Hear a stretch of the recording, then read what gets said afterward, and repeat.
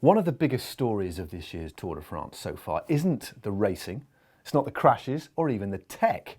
It's Chris Froome descending like a lunatic on a clown bike. Don't believe us? Well, this is him riding down the Col de Perching, sitting on his top tube in a super aero tuck, but whilst pedalling.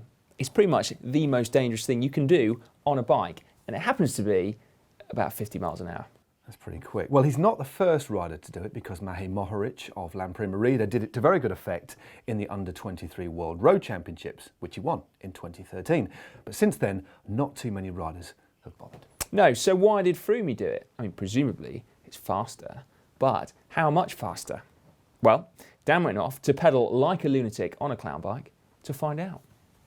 We're going to do the experiment on a downhill. So we're going to measure how long it takes me to get from A to B whilst pedaling on the top tube, and then whilst not pedaling on the top tube, and then whilst pedaling in the saddle in an aero position. All the runs are going to start and finish in the same place, and for every run I'm going to get to the start position at 50 k's per hour. So on to the first run, and in this one I chose my normal favoured position, i.e. on the saddle but in an aero tuck.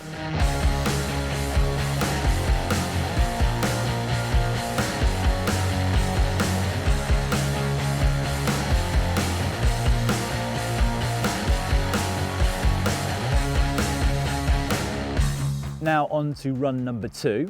This is the interesting one. Me pedalling as hard as I can while sat on the top tube.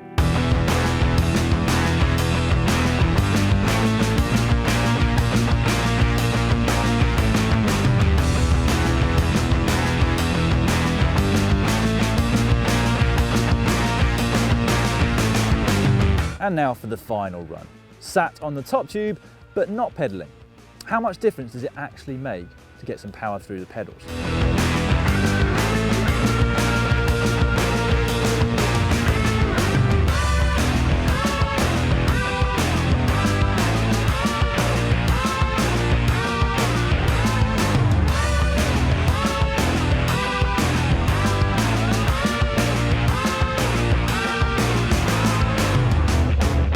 Okay, well I have now done 5 runs in each position, rotating the positions throughout so that fatigue didn't play a factor. So now it's time to go back to the office and check out the results. So, the results. Now, apparently the reason we didn't get the results out on the road from Dan was because he had a prior appointment in a pub. Standard.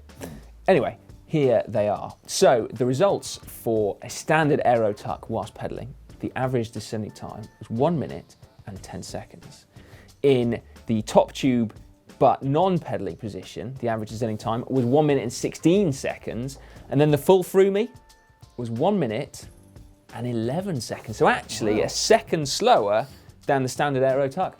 So in this case, the Froome position was actually slower.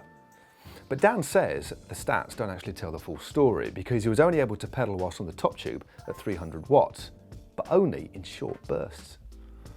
It's actually not bad for Dan these days, 300 watts for a short burst. That's a pretty good point.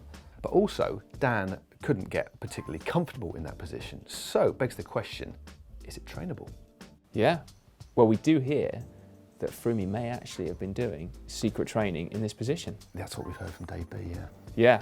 And secondly, the other really important thing here is the gradient of the descent. Now, the steeper the descent, the more aero you would need to be. And in this case, Dan's descent was actually a fairly measly 4%. But do remember though, the steeper the descent and the more aero you are, the greater the likelihood that you will die. And we mean, literally, die. It's a bit dodgy. But that is relevant, Sire, because let's face it, that position is quite dangerous. Yet it appears that Team Sky have planned and the move was premeditated. Now, we also hear that Team Sky have designed a custom fork for Froome to move the fork a little bit further in front of the bike to make handling a little bit twitchier, but it'll help evenly distribute Froome's weight across the bike. Yeah, interesting. And don't forget as well that Froome's Pinarello also has a higher top tube than Dan's track. It's got horizontal top tube as opposed to the sloping one on Dan's track Mont. So Dan would actually have therefore been in a more extreme and even more clown-like position than Froome. It was quite something to behold, wasn't it? But also, the descent of the Perching isn't the most technical of descents. It's pretty straight, so it'd suit this sort of escapade. And also, Chris Froome quite clearly knew the road very, very well. And also, a point that's very important, there was no oncoming traffic either. No. And on that point, if you haven't gathered our subliminal message throughout this entire video, please do not try this kind of thing at home. And Chris Froome did actually say that himself on Twitter shortly afterwards. He did indeed. Anyway, staying with the Tour de France, if you want more content of this sort on GCN right now, then if you click just up there, you get through to our Tour de France playlist. Or for a look at Froome's bike that may or may not have a custom fork on it, then click just down there. And to subscribe to GCN, as ever, click on the globe, which will be somewhere in this frame. And don't forget to like and share as well.